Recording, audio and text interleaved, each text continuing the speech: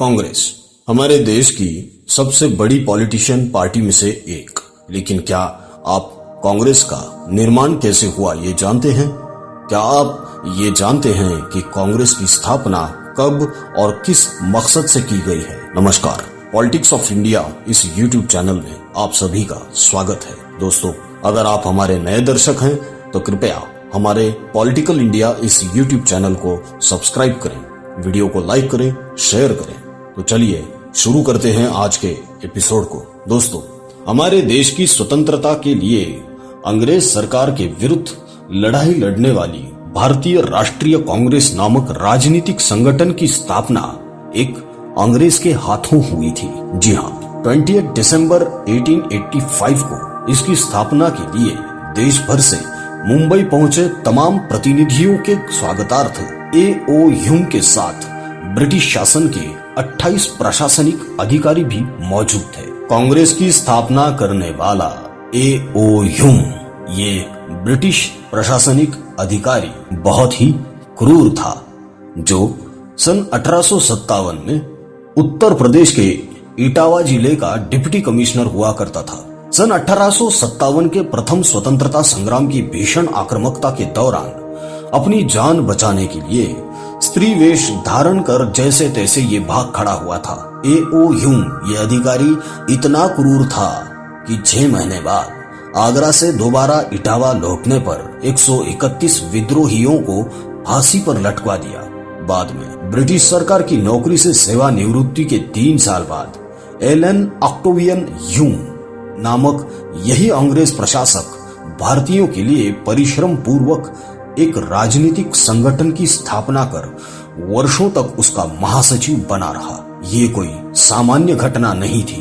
A.O. Hume सेवानिवृत्ति के बाद ब्रिटिश शासन के विरोधी और शासित शोषित भारतीयों के हितैषी बन गए थे। ऐसी बात नहीं, बल्कि सच तो ये है कि ब्रिटिश शासन के विरुद्ध भारत में 1857 की पुनरावृत्ति ना हो, इसकी सुनियोजित व्यवस्था के तौर पर ब्रिटिश हुक्मरानों की राय से उनके साम्राज्य के हित पोषण हेतु ह्यूम ने योजना पूर्वक काफी सोच समझकर कांग्रेस की स्थापना की थी। इस तथ्य और तर्क की पुष्टि ह्यूम की जीवनी लिखने वाले उसके सहयोगी विलियम वेडरबर्न की पुस्तक से होती है।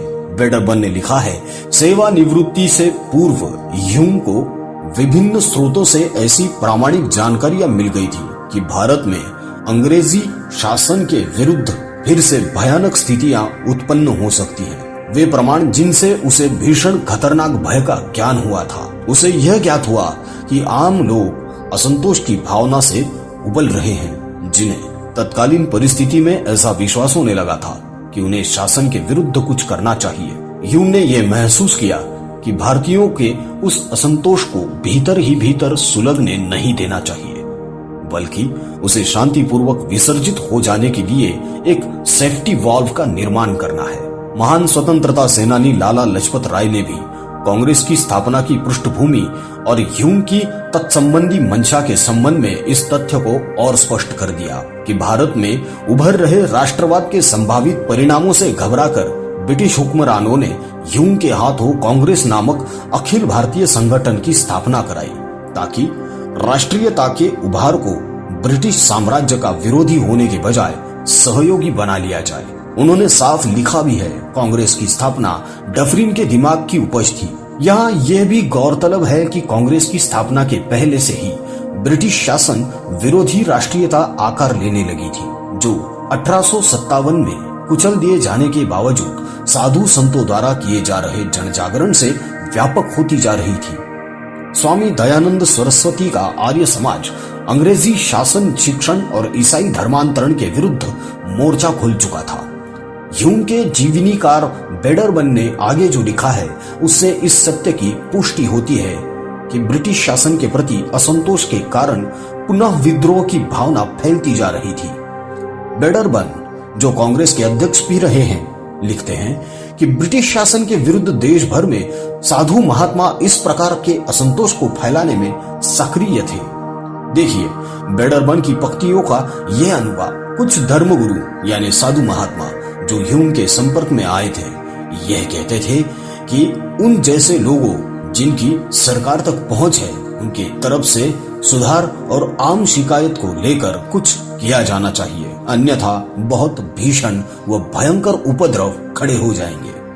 सन 1857 के अंग्रेजी शासन विरोधी संग्राम के दौरान भाग खड़ा होने के कारण ब्रिटिश हुक्मरानों की नजर में कायर सिद्ध हो चुके ह्यूम ने पुनः निर्मित वैसी परिस्थिति में अपनी छवि चमकाने की गरज से काफी सोच समझकर ब्रिटिश शासन को 1857 जैसी विद्रोहपूर्ण स्थिति की पुनरावृत्ति से बचाने की योजना पर ब्रिटिश सेक्रेटरी ऑफ स्टेट की मुहर लगवाकर वाइसराय की सहमति से कांग्रेस नामक राजनीतिक संगठन की स्थापना को अंजाम दिया। इस हेतु उसने लगभग 2 वर्षों तक भारत भर घूम घूम कर और चुन चुन कर अंग्रेजी राजभक्त, प्रभावशाली व राजनीति प्रेमी लोगों को जमा किया।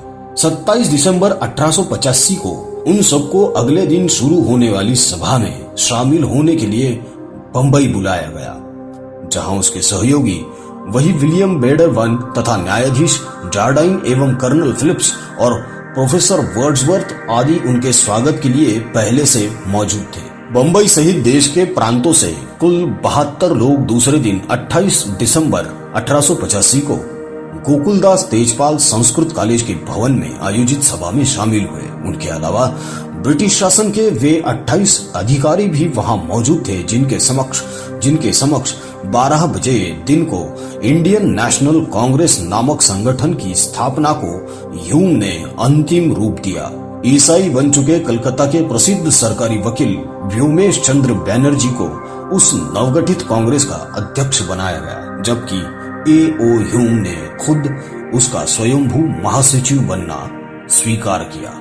अंग्रेजी भाषा पढ़ने लिखने की निपुणता और ब्रिटिश साम्राज्य के प्रति असंदिग्ध निष्ठा उस कांग्रेस की सदस्यता की प्रमुख शर्तें रखी गई। दूसरी शर्त ज्यादा महत्वपूर्ण थी, जिसके प्रति सदस्यों के मानसिक अभ्यास हेतु बैठकों, सभाओं में ब्रिटिश महारानी और साम्राज्य के दीर्घायुष्य की कामना युक्त जयकारा लगवाने का अनिवार्य नियम बनाया गया। इस नियम के प्रति ह्यूम का कितना आग्रह था, इसका अंदाजा आप इसी से लगा सकते हैं कि कांग्रेस की उक्त स्थापना अधिवेशन के समापन पर ह्यूम ने उपस्थित प्रतिनिधियों से कहा कि वे स्वयं महारानी की जूतियों की फीतों के बराबर भी नहीं हैं, किंतु उससे एक अपराध हो गया कि वो अधिवेशन के आरंभ में उनकी जयकारी करना भूल गया। इसलिए सभी सदस्य प्रायश्चित स्वरूप 3 बार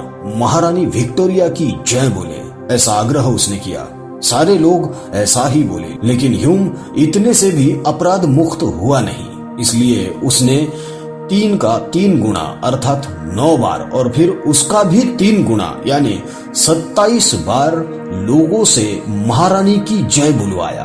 अंग्रेजी शासन के विरुद्ध देश भर में फैल रहे राष्ट्रीयतापूर्ण जनाक्रोश को विद्रोहजनक रूप से लेने से पहले ही उसे राजनीतिक सुलह समझौतों में उलझाकर ब्रिटिश साम्राज्य के लिए निरापद बनाने हेतु स्थापित कांग्रेस दरअसल ब्रिटिश हुक्मरानों की आवश्यकता थी। तभी तो उसकी स्थापना के लिए ह्यूम के द्वारा बंबई बुलाए गए प्रतिनिधियों के स्वागतार्थ 28 ब्रिटिश अफसर तैनात थे। इतना ही नहीं, उसके बाद कांग्रेस के लगातार कई अधिवेशनों के आयोजन में परिवहन से लेकर प्रतिनिधियों के भोजन, शयन, भ्रमण तक की सारी व्यवस्था में ब्रिटिश सरकार उसे पर्याप्त सहयोग, संरक्षण देती रही। ऐतिहासिक दस्तावेजों से मिली जानकारी के अनुसार कांग्रेस के प्रथम अधिवेशन में आए प्रतिनिधियों को सरकारी स्टीमरों में बिठाकर अरब सागर की सैर कराई गई थी और एलिफेंटा की गुफाओं में घूमने के आनंद से सराबोर किया गया था। कलकत्ता में हुए उसके दूसरे अधिवेशन में आए सभी प्रतिनिधियों को भारत के तत्कालीन ब्रिटिश वाइसराय लॉर्ड डफरिन की ओर से शानदार महंगे भोज दिए गए थे, जबकि मद्रास के तीसरे अधिवेशन के मौके पर सारे प्रतिभागियों को वहां के गवर्नर की ओर से एक सरकारी भवन में गार्डन पार्टी दी गई थी। बाद में ब्रिटिश शासन विरोधी जनाक्रोश की धार उसी कांग्रेस की अंग्रेज प्रायोजित कारगुजारियों के कारण भी बौधरी हो गई, अर्थात विद्रोहजनक स्थिति की संभावना समाप्त हो गई। तब ब्रिटिश शासकों ने अपनी नीति के तहत कांग्रेस को प्रत्यक्ष सहयोग देना बंद कर दिया और फिर बाद में उसका प्रायोजित विरोध भी शुरू कर दिया, ताकि जनता उसी के साथ लामबंद रहे, विद्रोहजनक स्थिति उत्पन्न ही ना हो सके। फिर तो तमाम कांग्रेसी ही यह प्रचारित करने में जुट गए कि ब्रिटिश शासन भारत के लिए ईश्वर का वरदान है। तदुपरांत विद्रोहजनक स्थिति एकदम से तब ही गई और फिर कैसे और कैसी राजनीति की जाने लगी और उसकी क्या परिणति हुई, ये सब इतिहास में अनुभव करने को मिलता है। कहा जाता है कि देश स्वतंत्र होने के बाद खुद महात्मा गांधी जी ने कहा था कांग्रेस को बर्खास्त कर दिया जाए, इस संगठन का विसर्जन कर दिया जाए, लेकिन ऐसा हुआ नहीं। पॉलिटिक्स ऑफ इंडिया के आज के एपिसोड में कांग्रेस के बारे में बस इतना ही। आगे चलकर कांग्रेस की स्थिति कैसी थी, कांग्रेस ने कौन कौन से मुकाम हासिल किए, उनकी राजनीतिक चाल क्या थी, आज उनकी राजनीतिक स्थिति कैसी है, इस पर हम अगले एपिसोड में बात करेंगे। इसलिए पॉलिटिक्स ऑफ इंडिया इस हमारे YouTube चैनल को सब्सक्राइब कर ले। मिलते हैं अगले एपिसोड में।